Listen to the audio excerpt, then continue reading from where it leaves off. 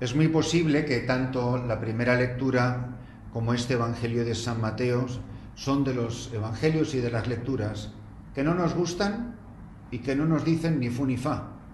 Es decir, que esto no es como yo entiendo el cristianismo, que este no es de mis pasajes de los evangelios favoritos, y que si alguien te dijera, elige 10 de los pasajes más importantes para tu vida cristiana, estoy seguro que este no entra en el ranking de los 10 mejores.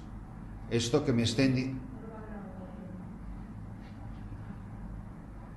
Esto para nosotros es una llamada de atención para preguntarnos si verdaderamente estamos convencidos de lo que dice la palabra. Porque es muy curioso que hay pasajes de la palabra de Dios que nos encantan, nos derretimos de ternura y de felicidad.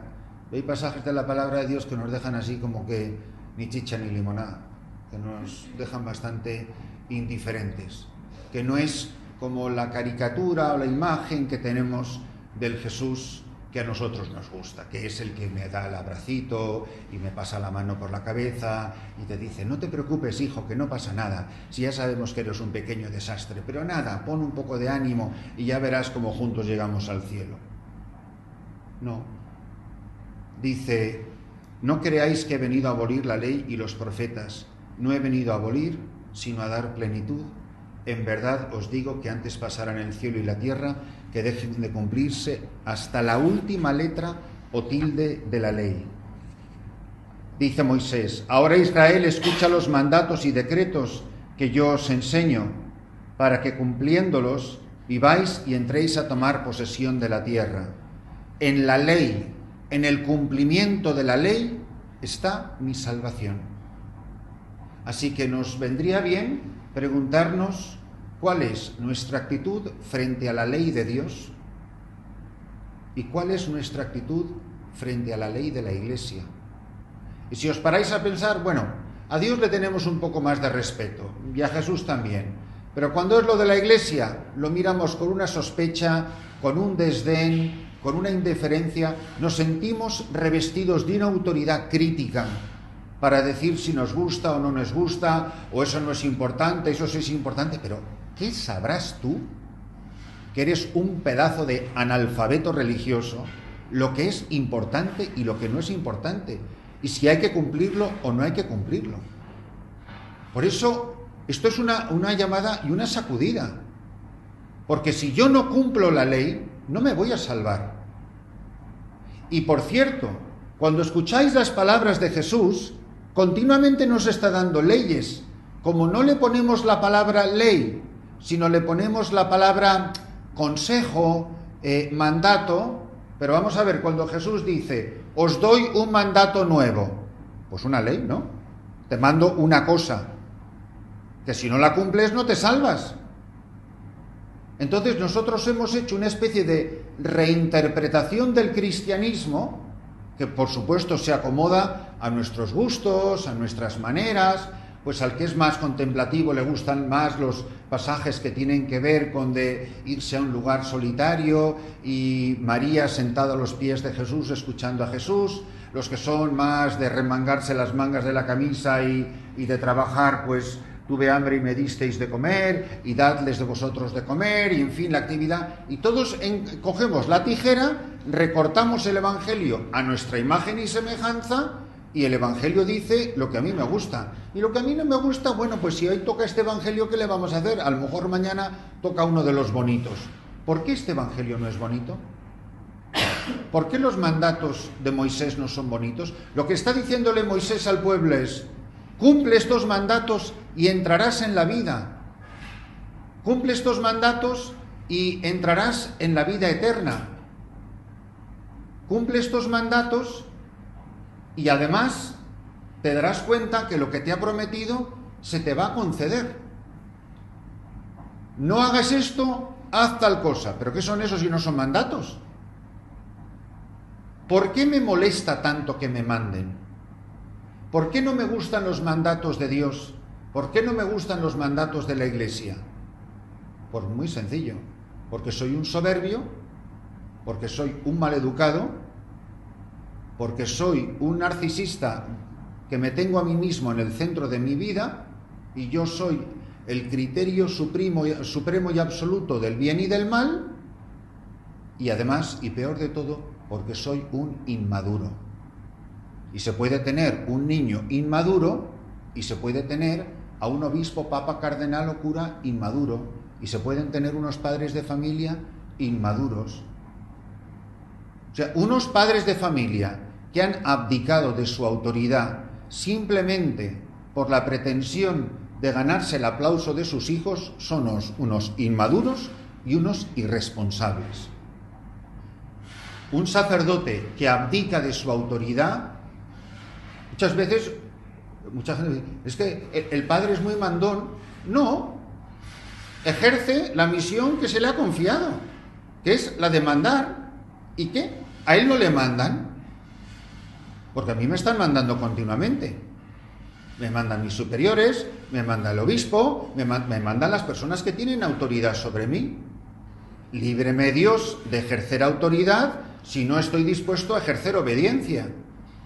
Pero es muy curioso que quienes se sienten con mucha autoridad en un hogar, en el trabajo, en una empresa, son muy rápidos para mandar, pero muy lentos para obedecer.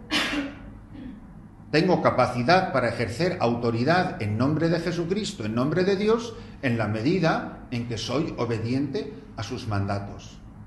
¿Por qué es tan importante esto?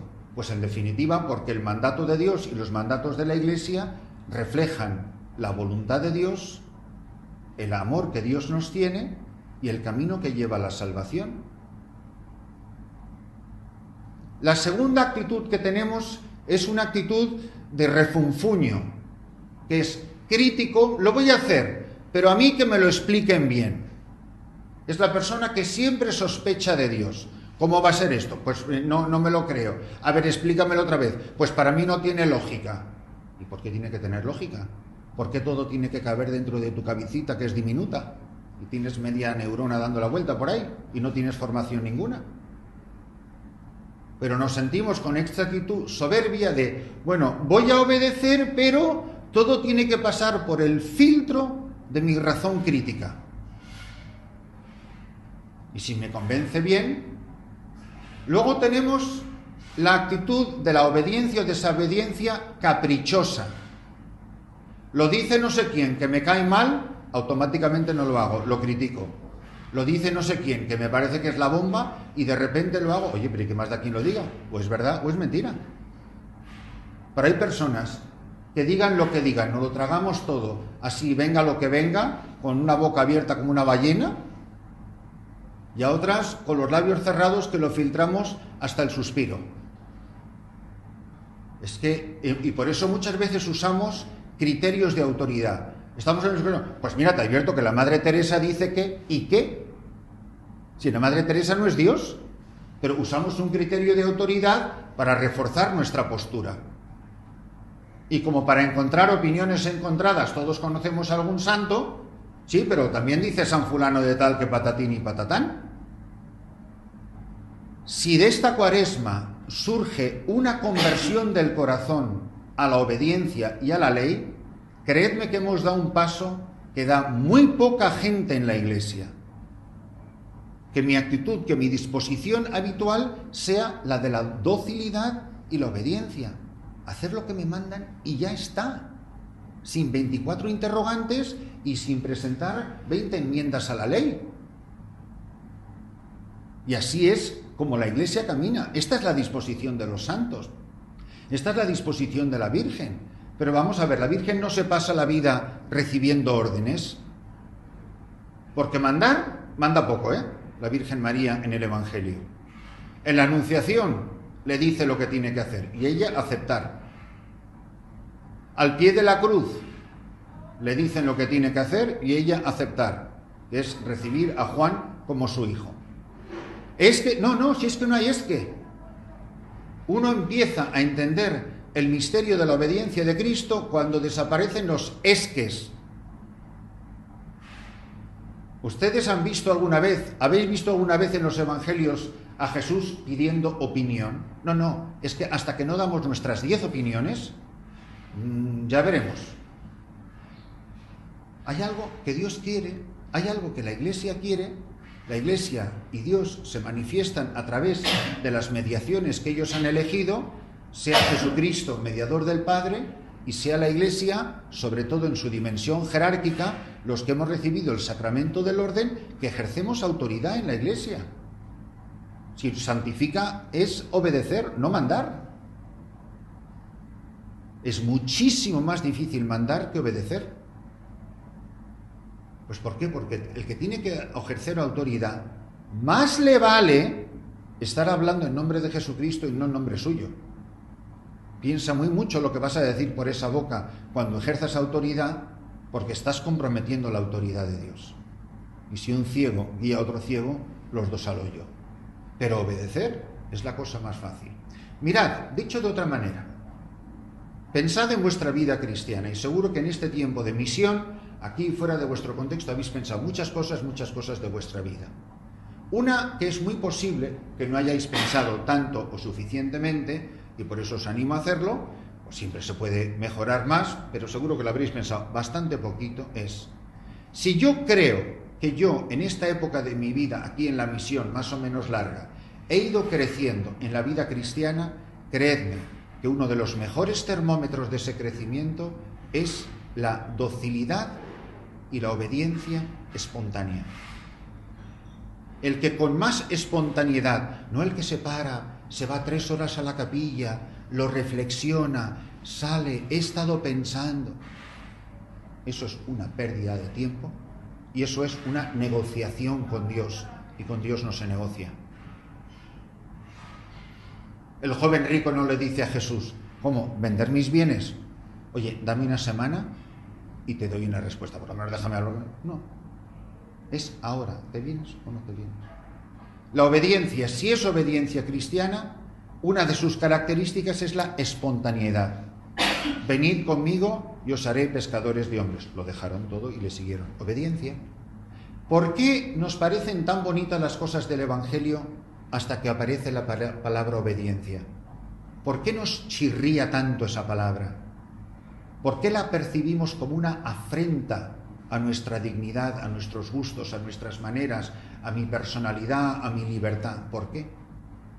Pero si soy un perdido, si soy una oveja extraviada, ¿no estáis cansados de dar vueltas y vueltas y vueltas por un bosque perdidos? Por favor, que alguien me coja de la mano y me lleve a la salida del laberinto. Luego la gente enseguida te dice: dirección espiritual, porque es una de las cosas que más de moda están. ¿No os creéis que la dirección espiritual era una cosa tan común hace años? La gente se confesaba y si te daban un consejo, bien. No, ahora está de moda la dirección espiritual. Y normalmente es un director espiritual que a mí me gusta, que lo elijo yo, que me dice lo que a mí me gusta y cuando no me gusta lo cambio. Es como los médicos. Voy a pedir una segunda opinión. Una cosa muy bonita que tiene la Iglesia ortodoxa, por si no lo sabéis, un ortodoxo no se puede confesar con cualquier cura. Un ortodoxo se tiene que confesar con su cura, con el director espiritual de la familia. Cada familia tiene un sacerdote. Estos ortodoxos que tenéis aquí, todos tienen su sacerdote. Y no se toma una decisión en esa familia sin el consejo y la consulta al Abba, al sacerdote ortodoxo. Si te vas a casar, si vas a cambiar de trabajo, si vas a estudiar esto, todas las decisiones de familia se toman en obediencia a esa persona. Yo muchas veces le digo: pero confiésate. No, es que no es mi Abba. Es decir, yo no puedo cambiar cuando a mí me da la gana para que uno me diga lo que yo quiero oír. Normalmente siempre nos acercamos a quienes nos dicen lo que queremos oír. Nos cuesta mucho que nos estén continuamente recordando la ley, la norma, para que caminemos derechos. Esto llega a situaciones trágicas cuando masas y masas de humanidad han decidido rebelarse, que es lo que hace el demonio. Mirad, el pecado del demonio no es la lujuria, el pecado del demonio es la soberbia, fruto de la desobediencia. ¿Qué produce el pecado de Adán y Eva en ellos? La desobediencia a Dios. Por eso el que se aparta de la ley, os doy una ley no comas de este árbol. La desobediencia a la ley produce la enemistad con Dios, la ruina moral de una persona. Y esto se ve cuando masas y masas de humanidad abdican de la ley, se rebelan masivamente contra la ley, y a la Iglesia le da terror, le da pudor reforzar una ley que nadie está cumpliendo. Yo donde más dramáticamente lo veo es en la vida religiosa. Cuando la espiritualidad, el espíritu de una familia religiosa, de una congregación religiosa, de una orden religiosa, empieza a enfriarse, quiere decir que la mayor parte de sus miembros ya no obedecen la letra de la ley. Usan la hipocresía de usar esta expresión. No, lo importante es el espíritu de la ley. ¿Qué quiere decir? La ley dice blanco, pero yo he decidido que el espíritu de la ley es negro y hago lo que me da la gana. Con lo cual, las gentes, las religiosas o sacerdotes de esta orden o congregación religiosa, masivamente desobedecen las normas de su congregación.